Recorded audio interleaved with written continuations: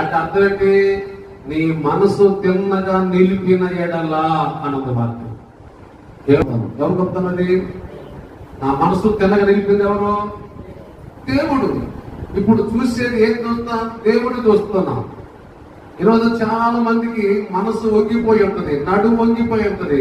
వారు భూ సంబంధమైన వాటి మీదే మనసు పెడతారు. వారు ఇప్పుడు దేవుడు వెతుకుతున్నాడు, ఎవరన్నా నన్ను కనుగొంటారేమో, ఎవరన్నా నన్ను చూస్తారేమో. ఈ రాత్రి నిలబడి మన జీవితాల్లో ఆలోచన చేయగలిగితే, ఇప్పుడు ఆమె చక్కగా లేచి నిలబడిందంట. అంతదాకా ఎట్టుంది? వంగిపోయింది. ఇప్పుడు దేవుని వెతికే వారిగా మనం ఉండాలి. ఎవరు వెతకాలి? ఇప్పుడు 14:2 దేవుని వెదకువారు కలరేమోనని. ఎవరంట? ఎవరు ఎత్తులంటారు? నువ్వు దేవుని వెతకాలి. అమ్మ ఎవరు వెతకాలి? దేవుని వెతకాలి.